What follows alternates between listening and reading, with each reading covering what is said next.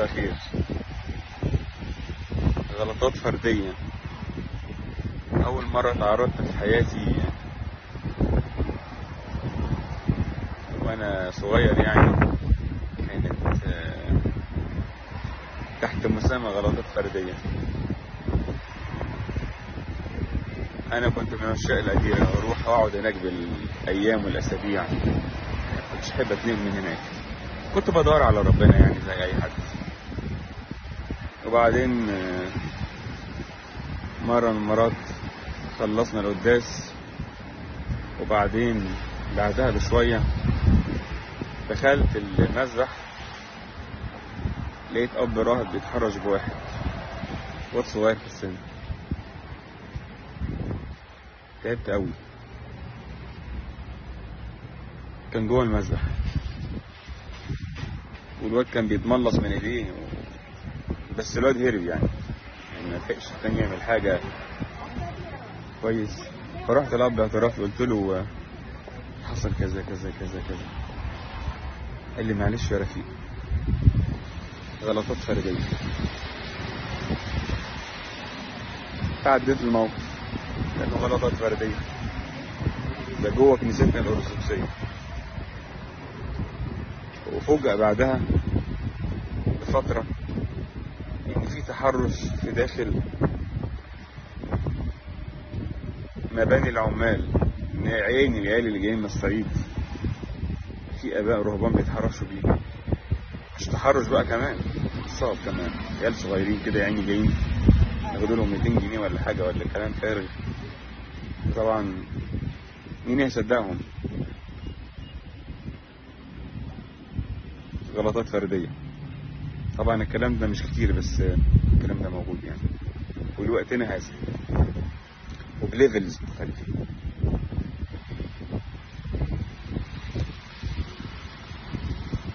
لما واحد أبوه يموت، في واحد أبوه مات، القصة دي أنا عارفها شخصيا. وبعدين الواد ده كان صغير في السن، غير متقبل الوضع تماما، فقال أنا مش قادر أقبل يعني وضع إن أبويا يموت، أنا تعبان. وقعد الواد دخل في الجوع، صعب قوي قوي، وحد كده في نفسه، مش عايز يكلم حد. وبعدين الحاجة الوحيدة اللي كانت بتيجي على باله بيت الله، فكان يروح كده مفيش حد هناك ولا حاجة ولا قديس ولا حاجة، ويخش يرد الباب كده.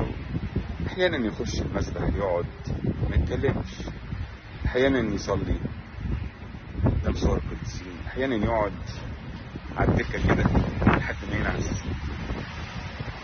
في مرة من المرات دخل قال لك أنا عايز أقرب كده أخش أبوس المسبح. وبعدين لقى أبونا يمارس الجنس مع واحدة جوه. غلطات فردية. طبعا للأسف الواد ده ألحد لحد دلوقتي، كبر وكان عمره 15 أو 16 سنة، أنا مش فاكر بالظبط، بس هو كان تحت 20. غلطات فردية. هو القصة الهباب اللي حصلت في دير المحرق لو احنا نعرفها، غلطات فردية، صح؟ غلطات فردية. مرة في حد من الرهبان مدير الأديرة قال لي تعالى لي هات لي الحاجات من المكان ده، لا داعي لذكر اسمه، جوه الدير يعني، وهاتها لي على القلاية. فدخلت خبطت، جبت له الكرتون اللي عايزها، وبعدين خبطت الباب ما فتحش، مش سامعني. قلت كده ابونا نايم. دخلت فتحت الباب، قلت خلاص احط الكرتونه وامشي. دخلت اتاريه جوه بيتكلم في التليفون. كويس. ابونا ده على فكره عنده عربيه يعني احدث موديل يعني، كانت ساعتها مرسيدس يعني افتكر يعني، كان حاططها تحت القلايه. ولقيت نازل بقى ايه في التليفون بيتكلم على راهب زميله تاني في التليفون، وقال له مين؟ ابونا فلان، انا ما قصدتش ان انا اسمع، انا سمعت بالصدفه يعني. هو عمل كده يعني. يا ابن الوسخه، والله لا اوريك.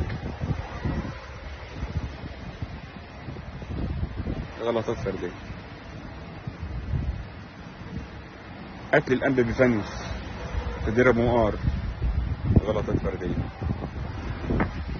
قتل الثلاث رهبان من واحد اخ كان طالب رهبنه في افريقيا، غلطات فرديه. لما تلاقي خناقات على الأديرة،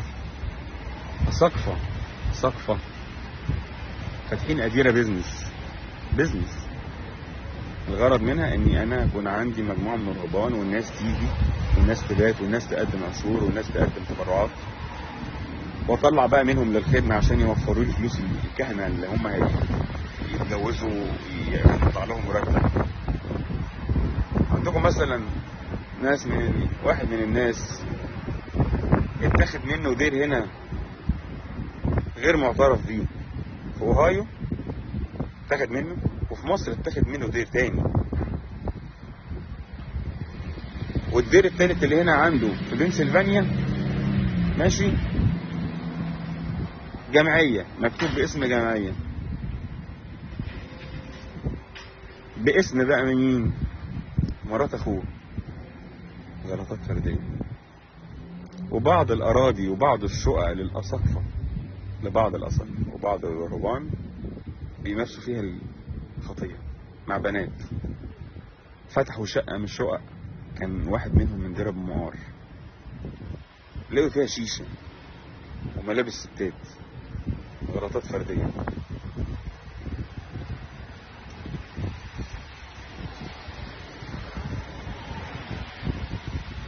لما رحت مرة من المرات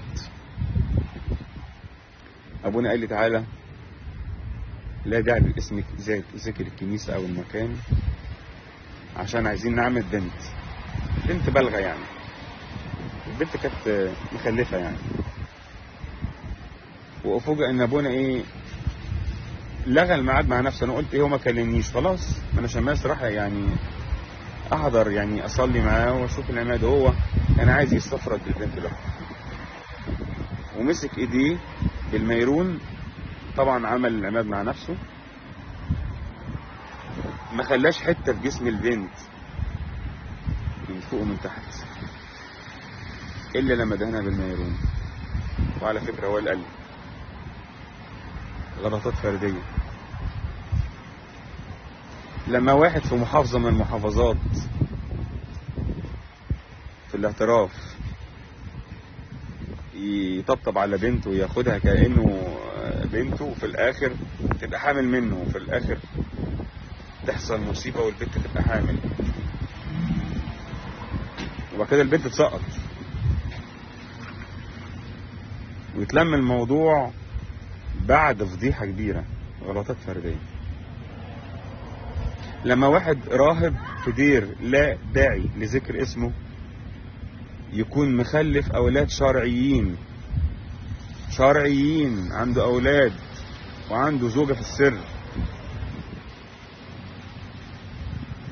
وفي الاخر في واحدة تتلف عليه تانية عشان تاخده، والاتنين ستات يقابلوا بعض ويضربوا خناقة مع بعض. يا رب السما، انت بتاخدي مني الراجل بتاعي ليه؟ الله لا يكسبك. وضربوا بعض في السوق عشان واحد راهب وعنده عايش حياته الطبيعية، فما تنزل تتجوز. غلطات فردية. كم اسقف عنده حاجات في السر وحسابات في البنك والكنيسة ما تعرفش عنها حاجة، غلطات فردية.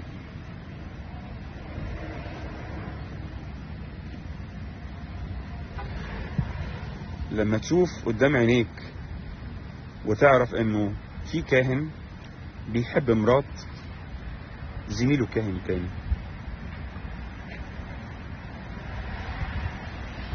في علاقة، غلطات فردية.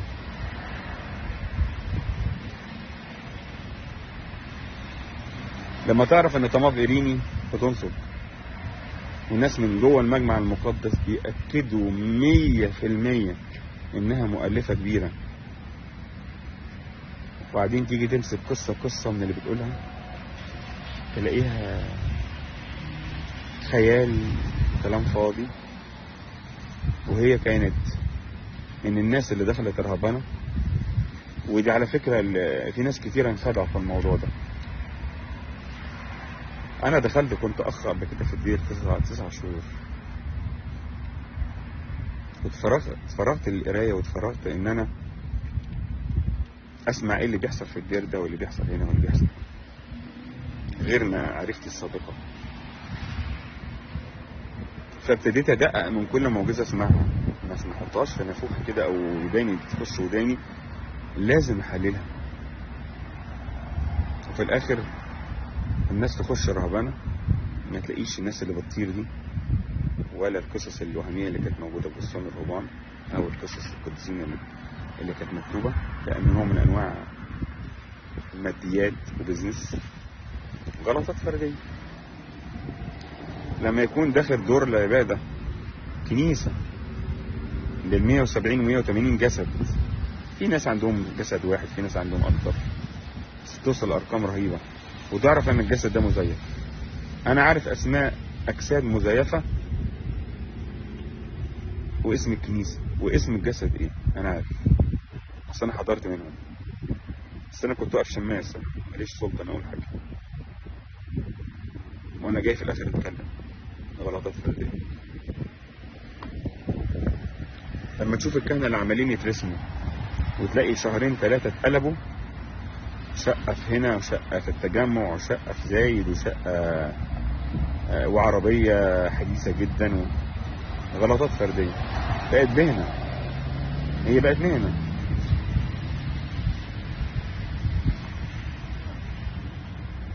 لما تيجي تخش على دير السوريان وتقول انا عايز اعرف الراجل ده كان عايش ازاي في وسطكم، نسر البرية، واحد معرفة، قلت لكم القصة دي قبل كده، بيقول له ازاي الراجل ده كان ابونا فلتقوس ده كان عايش في وسطكم، الراجل بيقول له مين؟ احنا ما نعرفش بس غير ده في الافلام بس، اللي كان معانا هنا ده حد تاني خالص. يا ريته كان هو ده، كان هيقلب الدنيا كلها، والرهبنه كانت تتغير. ده احنا كنا نقعد تحت رجليه النهار. هو كان راجل بركه في كل حاجه، بس للاسف البيزنس اللي بيخش في سرد سير القديسين، وهم عايزين يعملوا صناعه قصص للقديسين ليهم عشان الاعضاء بتاعهم يكبروا ويبقى ليهم تاريخ.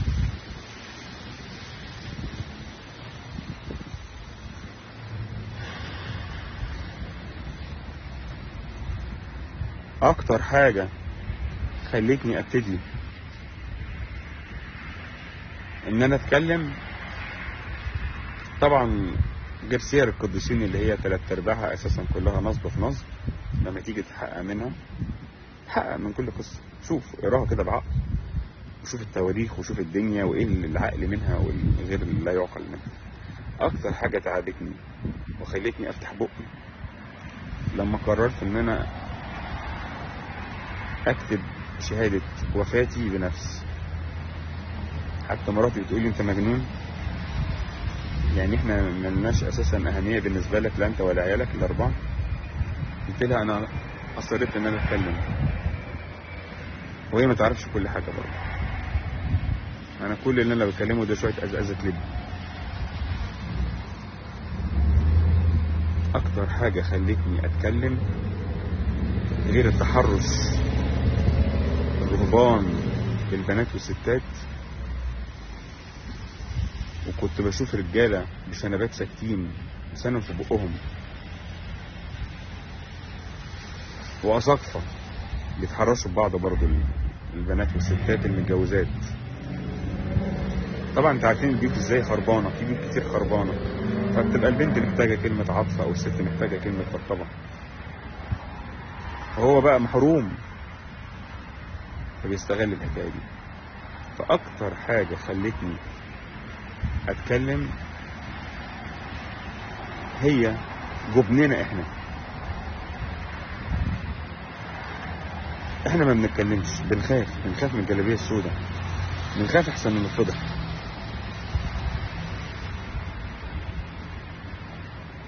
ف كل شويه اسمع فلان ده جاله حاله نفسيه من الرهبان، فلانه دي يا عيني اتدمرت. الموضوع ده من المواضيع القويه جدا جدا اللي خلاني اتكلم بلا رجعه.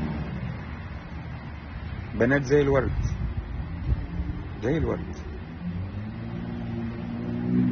ابوهم وامهم صرفوا عليهم يبقوا دكاتره ولا مهندسات ولا غيره، ولا حتى مع متوسطي التعليم، وكان عندهم امل بس يشوفوا بناتهم في بيوتهم مع عيالهم ناس طبيعيه، او شباب ولاد زي الورد ظهرت المجتمع. كل شويه كل وقت والتاني فلان ده يا عيني حصلت له حاله نفسيه، ابونا فلان ده ولا امنا فلانه، وراحوا يروحوا بقى للمصحات النفسيه.